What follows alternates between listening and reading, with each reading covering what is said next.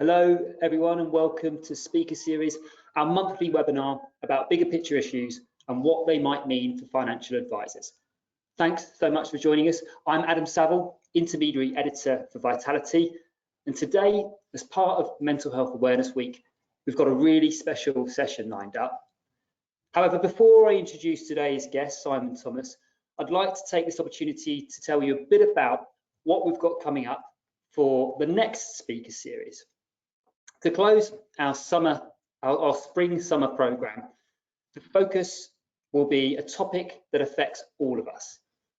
Everyone's talking about it, and it's no doubt coming up all the time in conversations that you're having with clients, the cost of living crisis. On June 22nd, we're joined by Peter Kamalathi, who recently made his debut on Channel 4's Secret Spenders show earlier this month. He's an ex-financial advisor and a financial educator.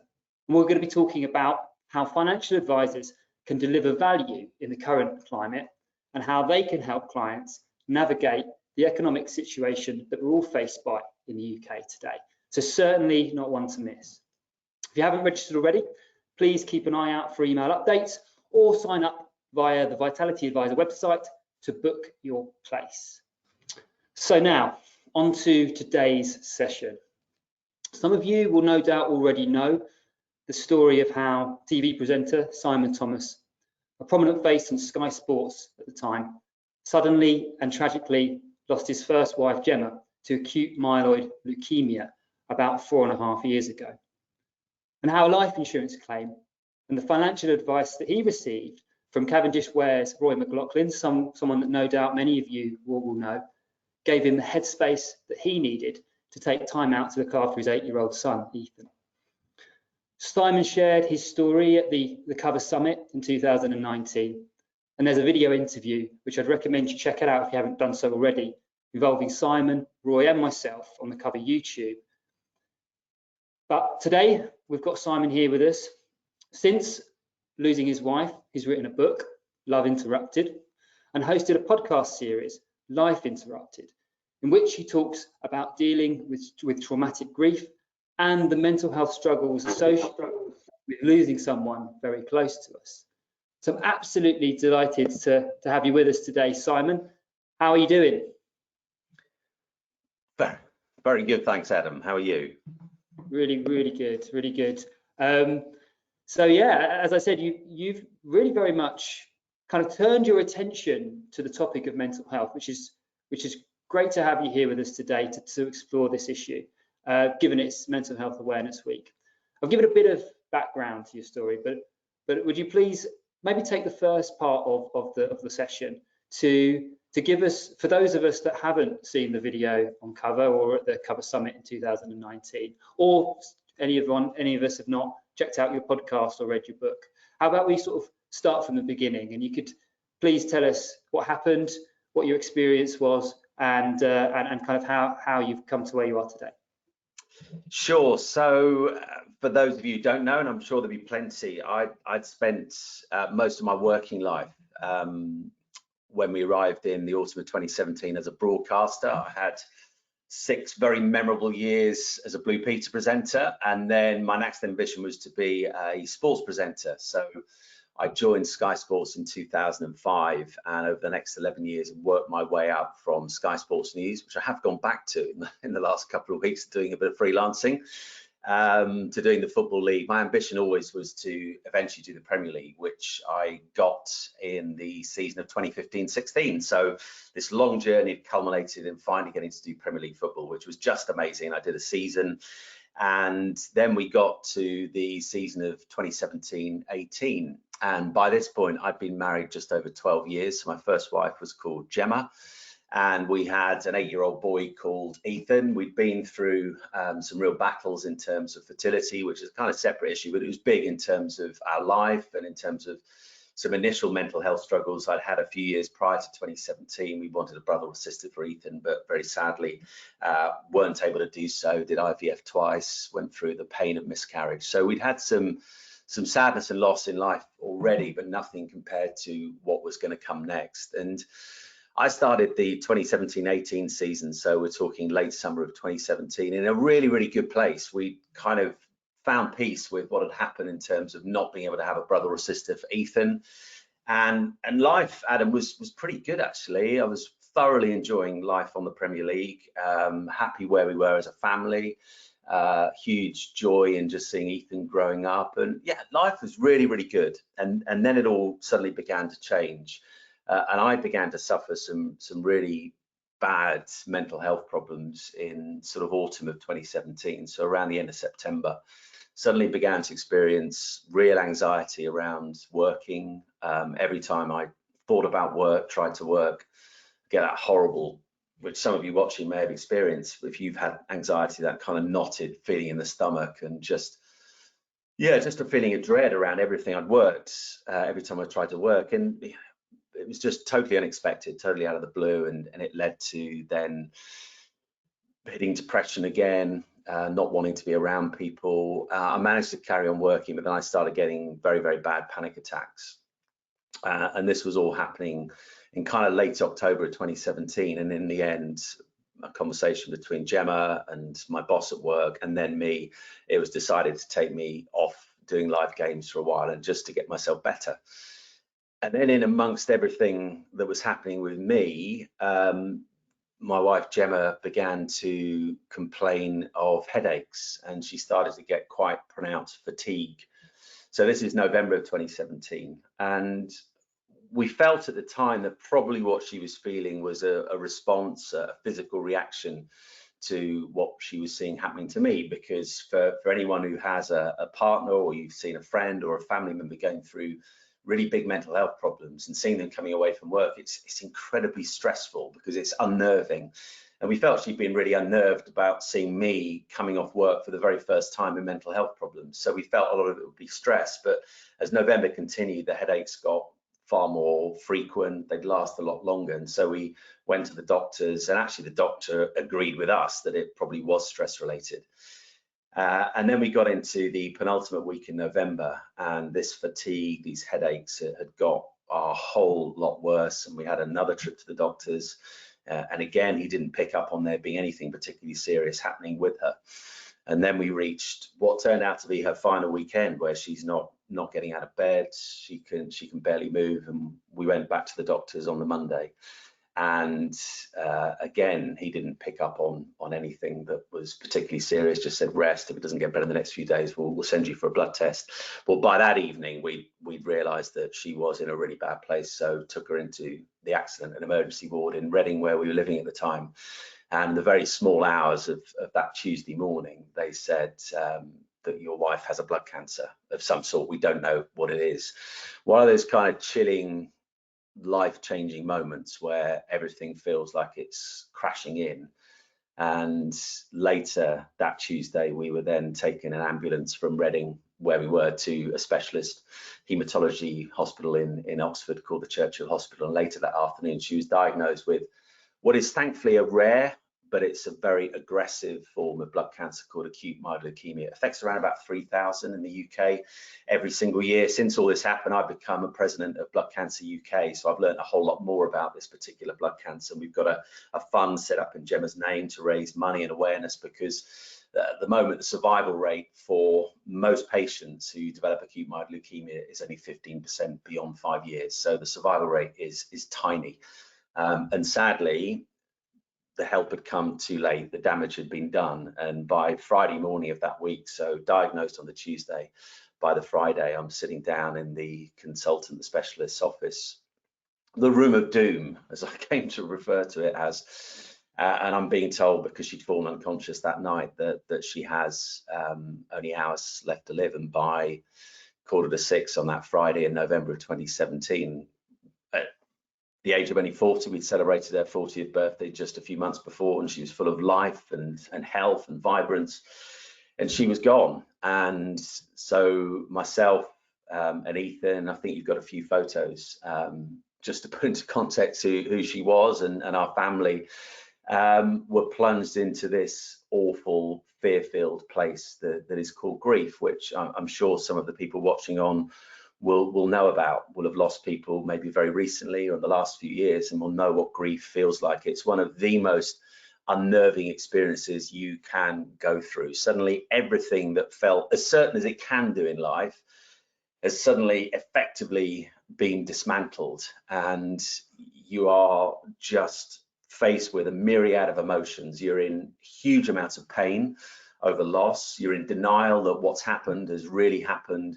And particularly when there's a child involved and someone has died at a young age, you are dealing with an absolute myriad of questions about how on earth is life even going to begin to work going forward when it's now just me and him. Am I going to be able to work again? I mean, these thoughts, these questions are coming at you right from the off. They don't wait for another day. You know, it was interesting in the first few weeks understanding how different a child's grief is versus that of an adult, and the way that people will describe how a child responds to grief and to bereavement is that it's called the Puddle Analogy. And for those watching, remember when you were a kid, you thought it was quite fun to jump in and out of puddles, ostensibly when you got Wellington boots on. It's never good, whatever age you are in a pair of trainers, because you just get soggy shoes. But you used to love jumping in a puddle, and then you could jump out of it again. And that's really how young people, children, respond to grief. They can 1 minute be in a whole lot of pain, and they can be very upset and very disorientated by what they're going through, but they can jump out of that pain again. So 1 minute he'd be playing on the PlayStation with his cousin in those early days after his mum had died, and be laughing and having fun like he always had done. But then the next minute he'd be in floods of tears because he's dealing with the loss of his mum. Whereas for an adult, for me, there was never any escape. And I remember vividly, it was the Sunday night, so Gemma had gone on the Friday. And for anyone who's gone through this will probably have experienced that sleep becomes very, very difficult. For me, my problem was I could get to sleep, I could never stay asleep, because all those things going on in your mind gives you but brief respite, and I'd get probably a couple of hours, 3 hours sleep a night. And I woke up on that Monday morning, gone to bed sort of late Sunday night at about 2 o'clock, and everything question-wise is coming at me again about how is life going to work? How on earth am I going to be a solo parent? How am I going to ensure Ethan gets to and from school? How am I going to combine work when eventually I go back? And I just couldn't answer any of those questions. And I was really haunted by a question that Ethan had asked me the day after his mum died. And it was one of those puddle moments. He was one moment on that early Saturday morning playing on the PlayStation with his cousin Thomas, because I had lots of family and friends around me for the first few weeks after Gemma went, which was an incredible blessing to have that level of support. And I know there'll be people who never got that kind of support, but we were very blessed in that way. But 1 minute he was just playing on the PlayStation, laughing, having fun. And then Thomas went through to get his breakfast, and Ethan just came up to me with tears in his eyes, and he said, "Daddy," and I said, "Yes." He said, "I know that on Saturdays when Mummy was here, you'd always go to work," because I used to do the Sky Sports Premier League on a Saturday lunchtime. So my weekends through the football season would always be the same, unless it was an international break. I'd go to work on the Friday night, stay in a hotel, probably up in Manchester, because we were always at Manchester or Liverpool. And I'd come back sort of early evening on the Saturday, and he'd have that Saturday with his mum. And he just came up to me and said, you always go to work on a Saturday." I said, "I know." He said, "I always spend the day with Mummy on a Saturday." I said, "I know." He said, "What do I do now?" I didn't have an answer. All I could say in that moment was, I don't know, but we will find a way to make it work. So on that Sunday night, in the small hours going into Monday morning, as I woke, all these questions came at me. And Adam, the only way I can describe it is at that moment in my head, and for those listening, this may sound a weird thing, almost the wrong time to be thinking about this, but this is just grief. It throws everything at you. It felt like my life now was about walking through this huge mountain pass. If I was going to get through grief, if I was going to find life again in whatever form that was going to come, there was this huge mountain range ahead, and it was going to be really, really difficult at times to climb. But there would be moments where you'd be on the downhill slope, and there might be some sunshine, but then the next mountain would come. So all I could see in my head was this image of this mountain range, but in front of this mountain range were these two huge mountains. One of them was the question about work.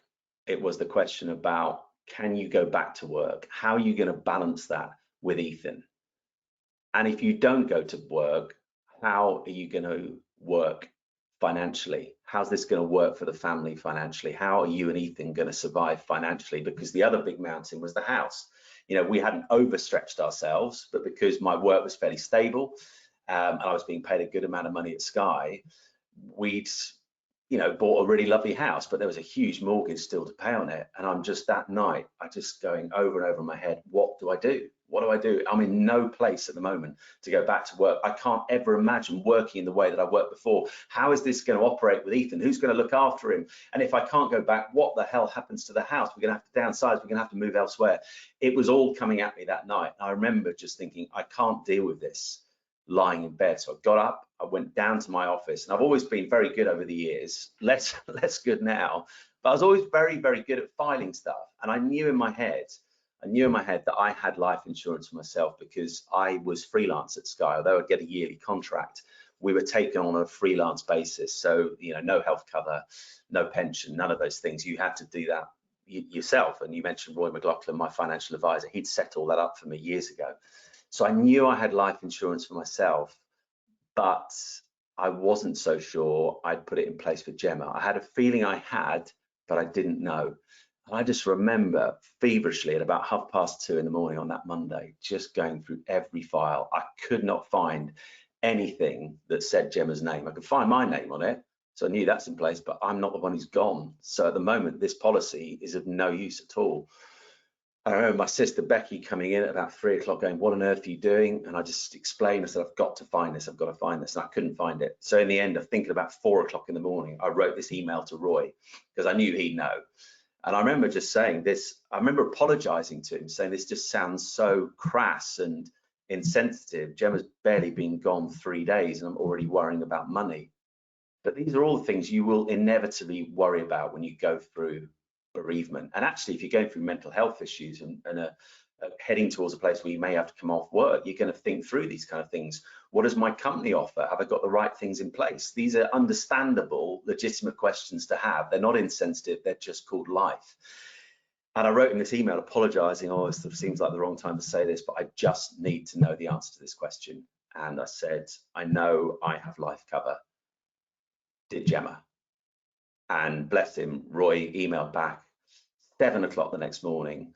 And I don't think I've breathed such a huge sigh of relief as when he said, you covered her. And he said, remember that conversation we had all the years ago, which I know we're going to talk about a bit later. And he gave me the figure. And at that point, those two mountains that I talked about went like that. Now, that's not to say everything got easier at that point, but in terms of beginning that journey, that long journey of working out life again for myself, working it out for Ethan, working out what I would do work-wise, what I might not do work-wise, of getting through the next few months and perhaps years, two of my biggest fears, my biggest worries, two of the equations in that moment on that night I couldn't solve were solved. And it just changed everything, because what it made possible, Adam, was that ability to go, actually, if I don't go back to work right now, I don't need to go back to work. And if I'm going to spend the next 12 months just making sure I'm there for Ethan, to get him back on his feet, to give him the best shot at life possible going forward, I've got that ability now to do this. So, you know, the next few months were incredibly tough. They were incredibly tough, and so many challenges along the way. It's not a journey I'd recommend to anyone, but you know, that moment on that night, that morning when Roy emailed me, I would say changed everything in terms of how I then dealt with life going forward. And you know, to be in the very house where I sit today, because we moved a year ago. I got married again to an amazing girl called Dorina last July. So life is now so different to how it was 4.5 years ago. But that moment, that night was, I would say it was a game changer. And it's such a powerful story, Simon. And every time I hear it, you know, even when you were speaking then, kind of shivers down my spine when you're sort of describing the fear and the panic and that kind of dread that you had, wondering about whether you had the money available to be able to look after Ethan. And I think the financial advisors watching will, I mean, this is exactly why life insurance advisors do what they do, is to give you, people like yourself in those situations, that kind of get out of jail free card at a time when things go, are already bad. And like you say, the money's not going to bring back Gemma, and it's not going to make everything immediately better, but it's just one less thing to worry about. And we'll come to the kind of what life might have been like. I'd like to ask you at some point today, what would life be like if, had you not have, it's probably not worth thinking about, but imagining life had you not had that. But before we touch on that, there was a little bit more to the story, which I think advisors, I mean, Roy's very keen to kind of highlight this, and I am too, because it's kind of unusual. And it was not just the life insurance advice, i.e. taking out cover for Gemma, which is kind of tick number one in the kind of the advisor's rule book. It's like, well, don't just cover who may be the main breadwinner at that stage, for example. Think about what would happen if to the couple, for example, in your case, Gemma, if they were to go.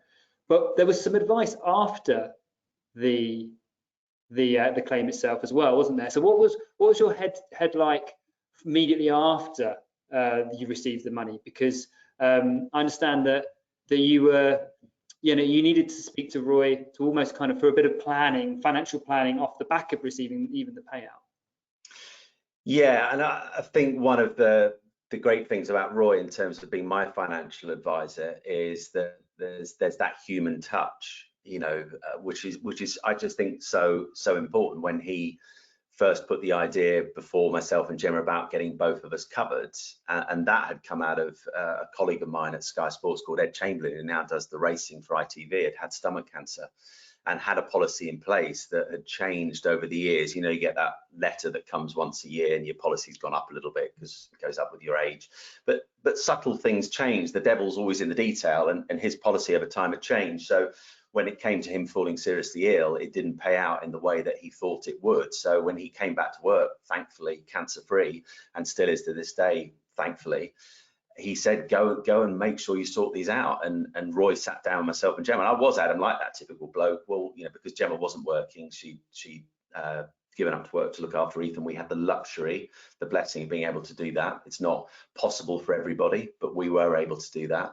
And I was about to be that bloke, just going, well, I earn the money, so let's just cover me. Because yeah, let's be honest, it's a lot more money when you're covering two of you than it is covering one of you.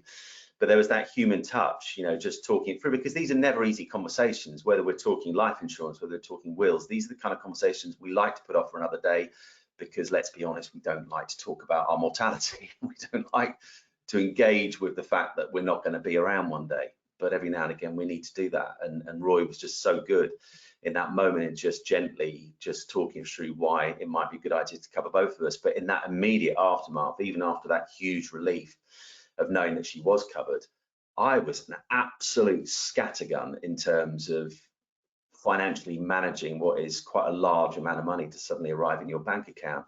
And all I could think was, right, I'm going to pay the mortgage off. I'm just going to pay it off. Let's be done with it. Then I don't have to worry about mortgage repayments anymore. And every time I said this to a family member, they'd go, no, just wait till you've spoken to Roy. Because Roy kept saying to me, please, mate, just wait till I've come to see you. Just hold off doing anything rash. And that's one thing that they always say to people who've gone through bereavement, is in those first few weeks, do not do anything rash. I wanted to move from the house we were in Reading immediately. I wanted to get out, get as far away from there and the memories and all those kind of things as possible. In the end, it was 3 years before we moved, and that was right. It was about making the right decision and not making a rash one. I was about to make some really rash decisions with this money, and I remember saying to my sister-in-law at the time, if Roy says you shouldn't pay all your mortgage off, I'm just going to go and buy a Range Rover. I mean, why? I don't need a Range Rover. I didn't need another car, a perfectly functional car. But that was kind of a symptom of where my head was at. And thankfully, I took Roy's advice, and he came round a couple of weeks probably after Christmas in 2018 with my accountant as well, because by this point I'd reached this kind of decision I probably wouldn't go back to Sky for the time being. I would leave for a period to work life out. And he sat down with me in my kitchen with my accountant, Gary, and very gently but firmly talked me through why my plan to pay off the whole of the mortgage wouldn't be a good idea. And I remember him just saying this. He said, look, you don't know what life is going to look like going forward work-wise. Yeah, I think it's the right decision for you to step away from what you're doing, to prioritize Ethan. You've got the financial ability to do that.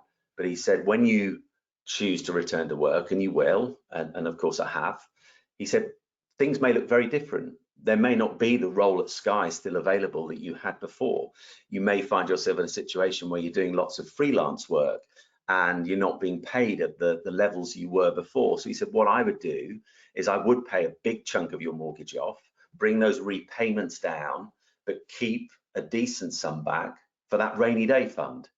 Because given what you've been through and given the stress and the emotional pain you're in right now, the last thing you need is to feel that financial burden of having, wiped out the mortgage, but you've got nothing else to fall back on other than what you can bring in. And if it proves to be initially a struggle to bring that money in, you're adding a whole pile of new stress onto what already is a stressful situation. I just sat there and went, Roy, as ever, you're right. And I did exactly what he said. I paid a big chunk off, mortgage payments came down dramatically. And that buffer of money that he said to hold back was so important in the next couple of years, because I did do work, I did do bits and bobs, but it was only ever bits and bobs. So on those months where I'm looking at the diary going, goodness me, I haven't really got anything coming in financially for the next couple of months, I had that buffer that Roy had suggested I had. So that for me was just brilliant financial advice, in that, I was being the emotional one, he was being the wise one. And I'm so glad I didn't pay it all off and buy a Range Rover. I think it's a really good blueprint for what kind of financial advice best practice looks like, that kind of holistic approach. I think what your story also hits home to me for certain is the connections between finances and the kind of how intertwined and how interrelated they are to our mental health. Often gets overlooked, and actually having that kind of that financial breathing space creates more space for you to have done what you needed to do. And then there's that element of the decisions that the rash decisions that how connected they are, the decisions around finances that would have been arguably detrimental, or not the best choice. So it kind of really paints the role of the financial advisor as that rational voice, as you said, that kind of that third party voice of reason at a time when I think all of us would struggle to make difficult, rational decisions given the amount of emotional pressure we're under, let alone financial. So can you remember what it was in the initial advice that encouraged you to take out cover for Gemma? Because financial advisors are always having to manage budget, so what someone's willing to spend on something that they hope they never have to use, right? Something that ultimately, that you said yourself, a difficult conversation about something that's never going to happen to me, right? That's the kind of the attitude that I think a lot of clients have when it comes to life insurance. So you said that the cost of the premium going up for the other person, thinking about your own mortality is hard enough, let alone thinking about the mortality of your wife, or even as we see with child cover as well, of the whole family.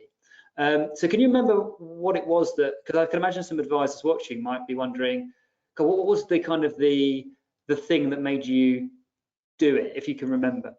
Yeah, and I can remember it really well. And I do think, just picking up on something you said there, that is the big challenge for financial advisors who are sitting down with clients and talking through the importance of life insurance and why it would be a good idea to have it in place, is because it's the policy we never hope to ever use, and therefore there's nothing tangible in terms of return on that money that goes out every month. If you get a gym membership, I know traditionally there's quite a high percentage of people who don't end up going to the gym very often, but if you do use your gym membership, there should be, if you're exercising regularly and doing the right things, there should be some tangible benefits in terms of your fitness and your body shape and all those kind of things.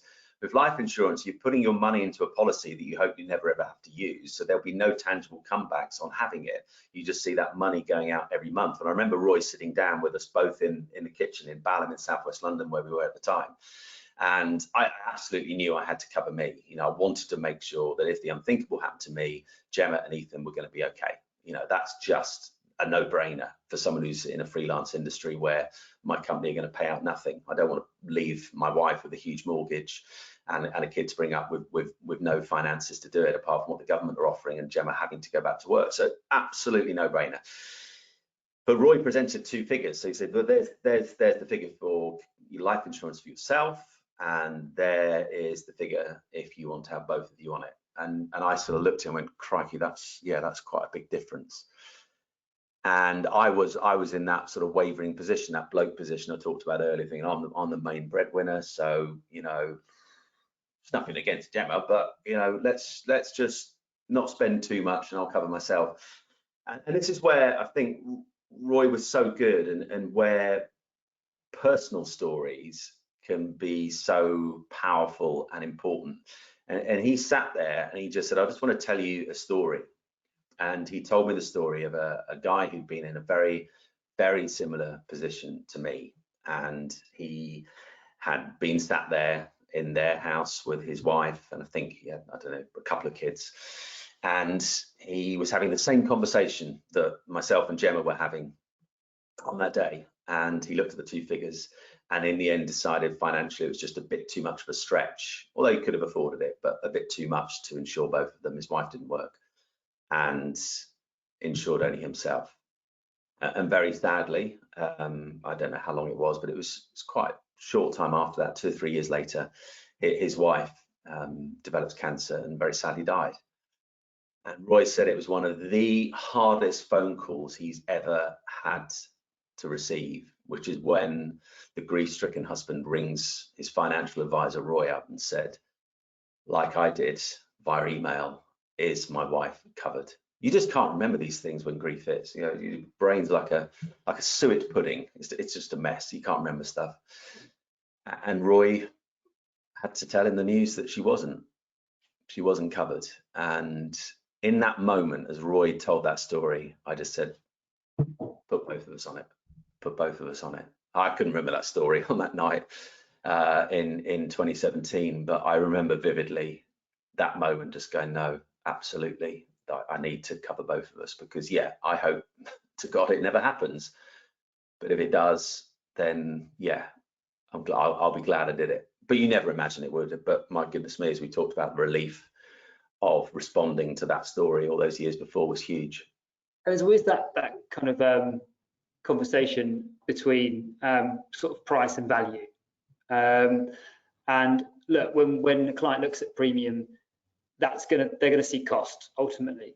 But I guess there's no financial value you can put on what it gave you at that time, in the sense that, you know, there's no monetary amount that could kind of equate to that, I would have thought. No, and it reminds me as we talk, so I think it was about a year after Gemma died. At that point, Ethan was the only one. It was quite a small primary school he was in, just outside Reading. Ethan was the only child at school who'd lost a parent. And then very sadly, a lady who had 2 children at his school, weren't in the same year as Ethan. Her 51-year-old husband was just out on a bike ride with their son on a Sunday afternoon and dropped dead of a heart attack. And I remember having a number of conversations with her over the next few weeks, because you're able to talk to someone who's going through something like that in a way that others can't, because you understand it, because you've been living it for the last year or so. And I remember asking her about work, and I said, because I knew they both worked, I said, what's kind of happening with work? And she said, I've got to go back. I said, really? She said, yeah. She said, we didn't have any kind of cover in place, and we just lost half our income. You know, my husband's income's gone. There was no real cover from his work. I think there was a little bit. She said, I have to go back to work. She says, I can't cope going back to work. But she had to. And I didn't get to know her that well, but when I would bump into her in the sort of year or two afterwards, I could see how much the stress of having to go back to work so quickly had put on her. She got 2 kids to bring up. She was suddenly doing it as a solo parent. She was suddenly trying to make ends meet where they'd had 2 incomes. Now she was trying to do it on one. The mortgage hadn't suddenly changed. The outgoings obviously would come down a little bit because there's one less mouth to feed and all those kind of things, but ostensibly, you know, big outgoings still. And she's doing that with 50% less than what they were doing it before. The stress that put her through was a real reminder to me when I would talk to her. And obviously I didn't say, well, we're okay, Gemma was covered, because what's the point in telling her it's too late?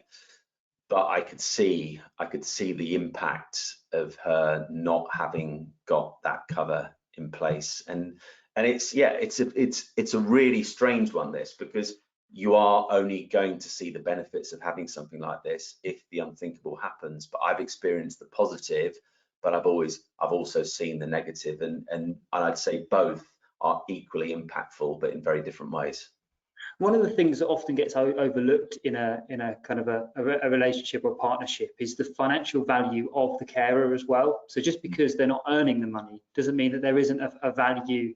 For example, if say the main breadwinner did have to give up their job, like you did effectively for some time, that money is there to support what, you know, because it's time, ultimately it's time and it's space that you're paying for there. And interestingly, at the moment, you talk about kind of tangible value, and that's something that we at Vitality are really, really keen to kind of get across. And I think it's interesting as well, given the situation we're in today with the cost of living crisis. And I wonder where, I mean, I read a news story even this morning about how, you know, people are going to have to make a choice. There are families out there, I can't remember the figure, are going to have to make a decision between whether they pay for their electricity or gas or their food for the week. That's kind of the decision people are going to make. So what about those that are seeing, you know, 20, 30, maybe even £100 coming out of their account every single month for something like you said that they can't even remember? They remember they have it. They might not remember why they have it. They don't remember whether it's they or their partner that have it. You know, there's, like I said, there's that kind of like lack of engagement within policy and no tangible value. And do you think that's going to make it far less likely that they're going to cancel it to save an extra 30, 40, 50 quid a month at this time? And then on top of that, extra things within the policy that allow them to engage with them from day one. So, you know, whether that is, you know, access to rewards and partners, discounts, membership benefits such as gym memberships, those kind of things. I mean, they're going to be using them every day. So in a way, they are getting tangible value out of their policies. So do you think that that's going to make a difference would it have made a difference to you and your sort of decisions around whether you keep the insurance in place, for example? Yeah, because I've been having a conversation with Roy just in the last couple of days, actually, because I think, like all of us, and I'm not going to put myself in the bracket of some of the people, you know, well, a lot of people out there who are making some really, really desperate decisions at the moment. I was listening to the radio just a couple of days ago, and they were doing a whole hour's phone in on the cost of living crisis. And this guy rang in. He's a proud man. He's in his 40s. He's been an electrician his entire life. He's got 3 kids, and he simply cannot make ends meet. Whichever way he crunches the numbers, he cannot make ends meet with the rake up in the cost of living, whether it's energy prices, fuel, food, whatever it is. And he's now in a situation where he's prioritizing making sure his kids eat as well as they possibly can. He's only having 2, maybe 3 maximum proper meals a week. So for people like that, how on earth do you even begin to engage with them about something that's about tomorrow and ultimately, hopefully, about something you'll never, ever need? So you're going to have to draw on those personal stories that we've been talking about, because even though the cost of living crisis is massive and is going to get bigger, the value of life insurance isn't going to change. It isn't going to change, because the benefits of it, if you should ever need to use it, are not going to be undermined by the cost of living crisis. If anything, they come into play even more if you're struggling to make ends meet, and then suddenly your partner or, you know, someone dies within your family. That's going to be hugely, hugely important. And so it's going to become even more important that those personal stories that I talked about from Roy, but also what you're talking about, is having some tangible benefits, so that someone can look at it and go, yeah, I'm not so sure about this. Like I'm having to do with Roy at the moment, because we're talking about, I've got this kind of income protection cover in place, and it's quite a lot of money, and we're just trying to weigh up, you know, do I keep that on? That would save me this amount a month.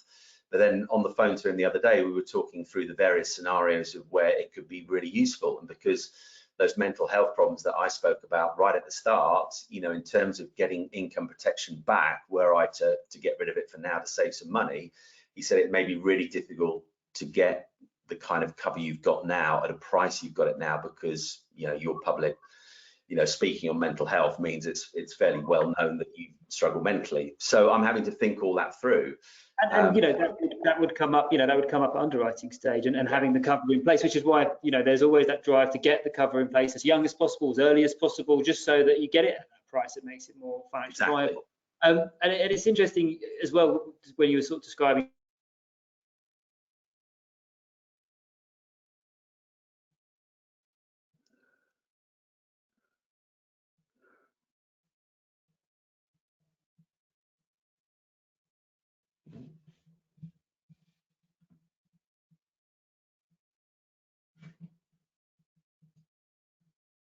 Oh, Adam, I have lost you.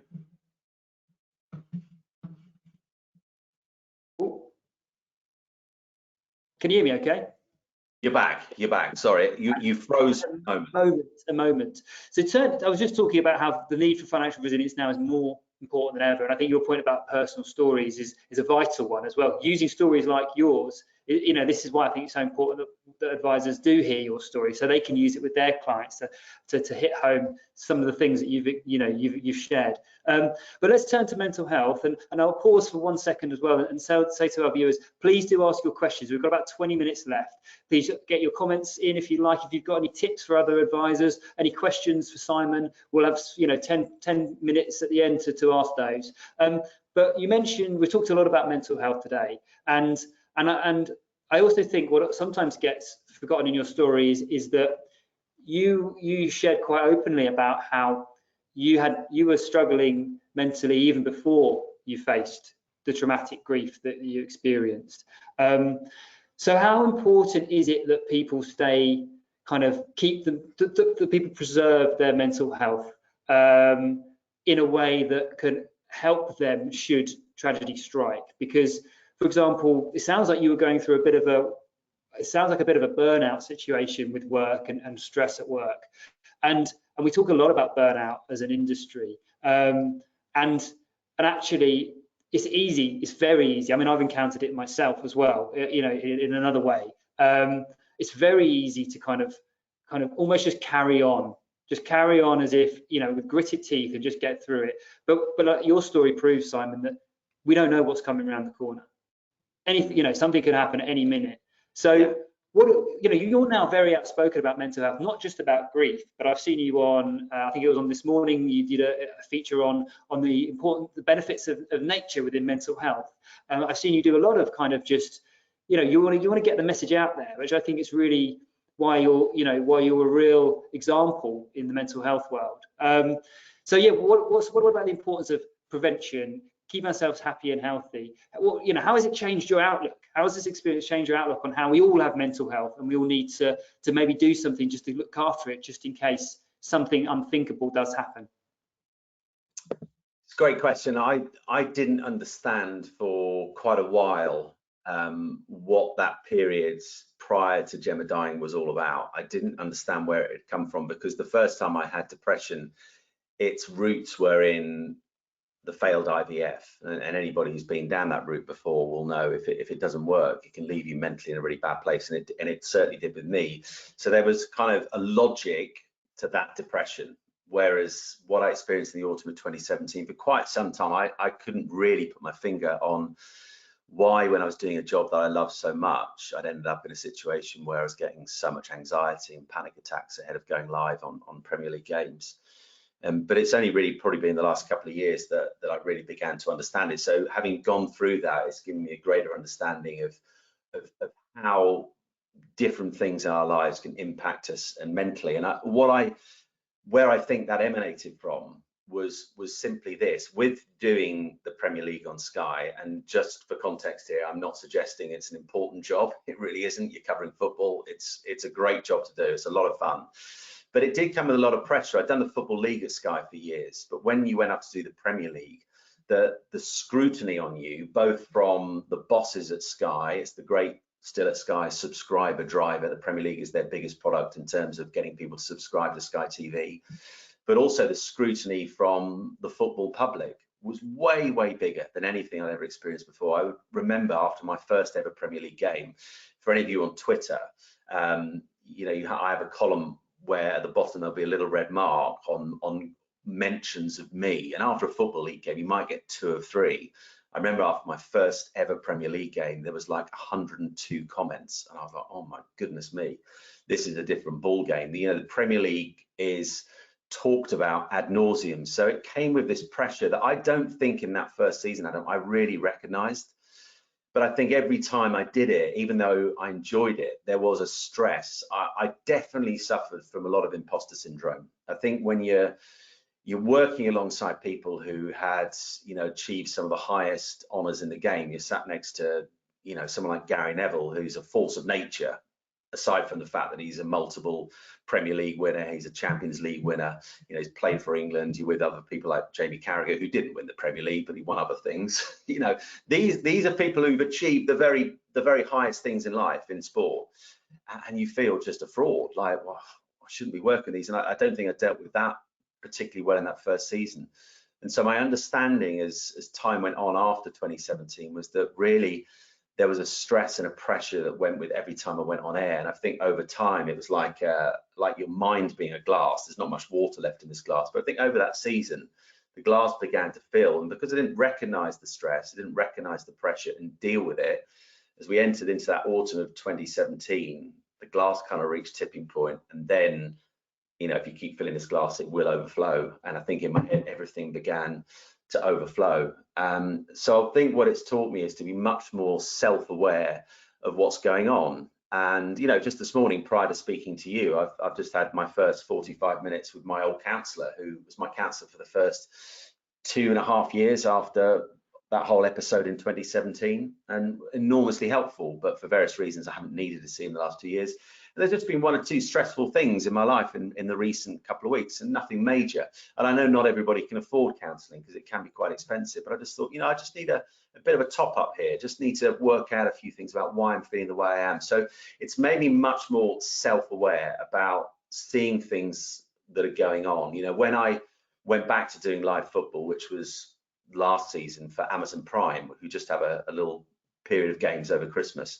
It's a huge moment for me returning to football after 3.5 years away. There was those questions, could I do it anymore? Would any of the stuff that had happened in 2017 come back? And last season, no problems. It was hugely a relief when you did that first game. I thought, no, I can still do this. Some people may suggest I can't, but I think I can. And there was none of the anxiety, none of the panic attacks. And then this year, I was doing it again for Amazon, did my first game right at the end of November. And the panic attacks and the anxiety of 4 years ago came flooding back. And it was deeply disconcerting. But this time I had a reference point. I knew what it was like before. I knew what had helped. I knew about that, just taking those deeper breaths, just disengaging from work, just putting your work down for a bit, lying on my hotel bed, speaking to Dorina for a good while, speaking to my agent, actually, who was really helpful. So talking it through with someone rather than, as I did before, battling on my own, which is the worst thing to do, to battle it on your own. I would then talk it through with people, which began bit by bit to kind of release the pressure valve in your head, to a situation where by the time I got to the afternoon of those 2 evening games over that course of that week, I was able to do them without a problem in the world. But in the morning, I was in a place where I felt I absolutely couldn't. So I'm much more self-aware. I'm much more kind of self-aware about the importance for me of just getting out and exercising. I know it's an obvious thing to say, and people so often say it, but it does help hugely. I always find that if I'm feeling stressed, if I'm feeling a little bit overcome by, you know, questions about Ethan or home situations, whatever it might be, getting out and just doing a run or a workout or whatever it might be, just again, it's about, for me, releasing that little pressure valve in the head, just letting some of the pressure out. And for me, this is just something that has massively helped me, because I've always had a bit of a tricky relationship, shall we say, with alcohol. I just have, and I have been honest enough in my book and publicly to say that after Gemma died, I absolutely plowed into it. It was my go-to thing in the evenings when I was struggling with loneliness, I was struggling with pain. I would drink to forget it. ultimately it numbs you for a while and takes you, as it did so often, to a really dark place. And that's kind of been an ongoing tension for the last few years, really. I've got on top of it at times. And then in January, I just thought, you know what? The question I had in myself is, am I being the best version of myself? And when it came to alcohol, I knew that in order to be the best version of myself, drink just doesn't work. And so I decided in January to quit, you know. And I think when it comes to quitting something like alcohol, it has to come from you. I've tried quitting before. I think it was always to make other people more comfortable. Family members or close friends used to worry a bit about my drinking. I think I did it ostensibly to stop them worrying. It always has to be, you're doing it for yourself. It has to be a selfish decision. I'm doing it for me. And so I decided for me in January that was it. That was it. I was done with drink. And you know what? It's been one of the best decisions I've ever made. It's just made my life, and only speak for me, a whole lot easier. When those stressful situations come, I'm able to deal with them with a clarity I didn't have before. When we have arguments, you know, and every couple does, you know, it helps deal with those much better. And I can be a better, more present dad. So yeah, in a long-winded answer to your question, it's helped me become a lot self-aware. So when moments come, and they still will come, I'm sure, to come in the future. I hope they don't, but they probably will. I'm able to see them for what they are, deal with them, release that pressure valve. And I've taken something out of the equation that for me would just compound all of those problems, which was alcohol, you know, those dips, those highs and lows it gives you. I needed to cut that out of my life, and it's made life a whole lot easier. It doesn't get rid of everything, of course it doesn't, but it has simplified difficult situations.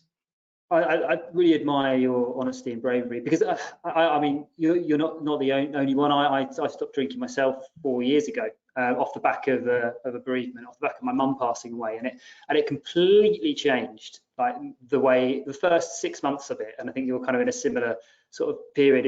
Is the first 6 months for me anyway was like, I was like, wow, so this is what I'm really like. This is me in a social situation without having a social, you know, the social drink that we often many of us turn to, and it made me realise that I didn't need to.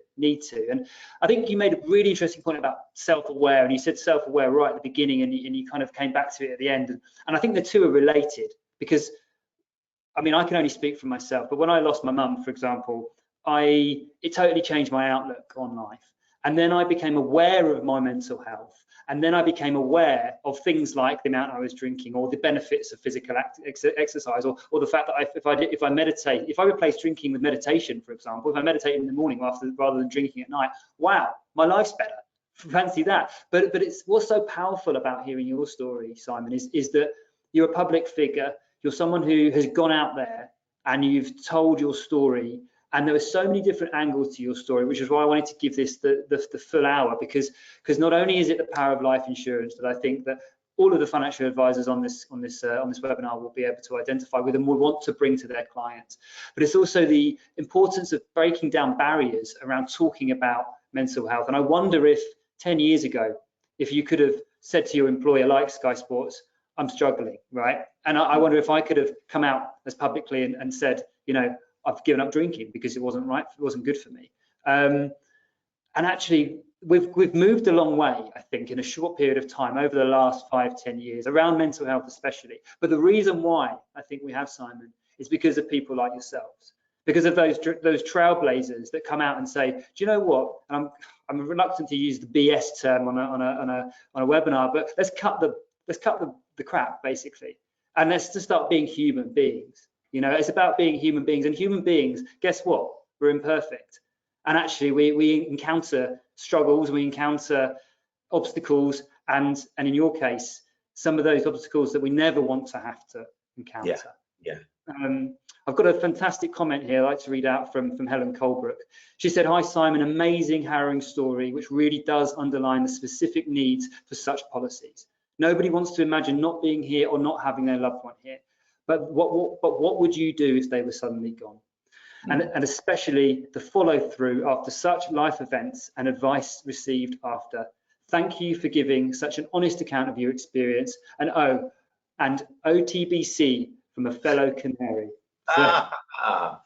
Lovely. And commiserations for the season's outcome. The horrifying season we've just had. Yes. But thank you, Helen, for that comment.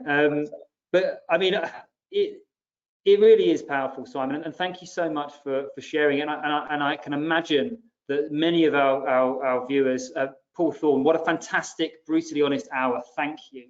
I mean, this is exactly what Mental Health Awareness Week's about, right? It's about kind of getting out those personal stories, being honest, and breaking through the barriers that in the past we unnecessarily had in society. Yeah, and I think I'd finish off by saying, you know, it is Mental Health Awareness Week, but you know, this isn't just about 1 week. I was just reflecting on this week a couple of days ago, and I put just a post up on Instagram about it. I think it's a story actually, so it's disappeared now. But I was just reflecting on where we're kind of at in terms of as a nation. I know that sounds quite grand, but in terms of all of us and our mental health, and I began to think through everything that's going on at the moment, and it just struck me that never before, and I think I wrote this, never before, as far as I'm concerned, has there been such a long-term assault on our mental health. When you look at the last 2.5 years, we've just come through a pandemic, we've come through lockdowns.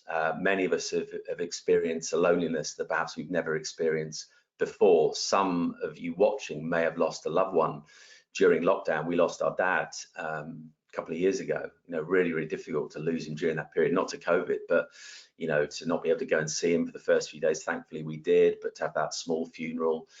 There's loads of people out there dealing with the trauma of that period and what it was like, and perhaps dealing with the trauma of never ever getting to say goodbye to a loved one, which will have long-term ramifications in terms of how that grief turns out for parents.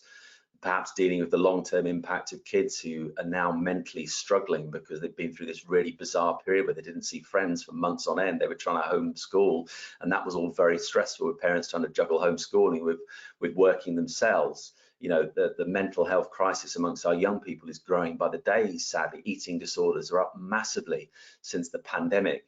We've got that going on, the long-term impact of the pandemic, but then on top of that now has come the cost of living crisis. You know, people genuinely steeped in fear about how on earth they're going to make ends meet, and the media, a constant cycle of fear-inducing headlines about what's going to come in October in terms of energy price, and people going, I can't do it. I can't do it now, and I definitely can't do it then. That's massive stress, that massive anxiety that will have a profound impact on people's mental health. And then on top of that, you've got a war in Ukraine that, okay, it might not be dominating the front page of the news bulletins quite the way it was a month ago, but it should be. But the language being used around that, I've got a 12-year-old boy coming to me and going, what is nuclear war? Because he's heard it in a news bulletin. I've never heard that in my lifetime. I grew up when the Cold War was still going, and I was quite fearful about nuclear war as a kid, but it wasn't mentioned in news bulletins because we weren't in a crisis like the Cuban Missile Crisis that, by the way, predated when I was born.